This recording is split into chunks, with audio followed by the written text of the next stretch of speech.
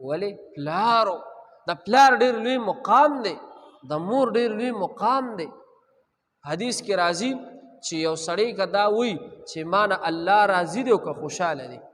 هر سړی دا وي که نه زه عبادت کوم چې زما دا عبادت قبول دی ما نه الله خوشحاله دی که راضي دی که خفه دی رانه دا هر سړي دا خواهش دی که نه آیا موږ نه الله خوشحاله دی که خفه دی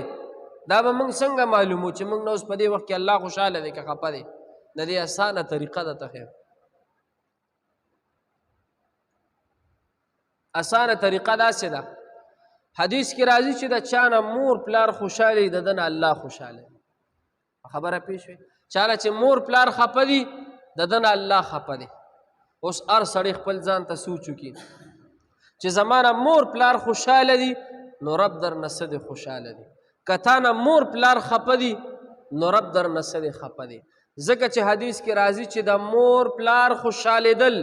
دا د الله خوشحالېدل دی د مور پلار خفه کول دا د چا خفه کول دي د الله خفه کول دي اوس د هر سړی ځان ته څه دی سوچ فکر وکړي چې یاره ما نه مور پلار خوشحال دي ما نه الله هم خوشحال دي که ما نه مور پلار خفه دي ما نه څه دی الله هم خفه دی خدای دې زموږ د ستاسو د ټول نه څه دی راضي شي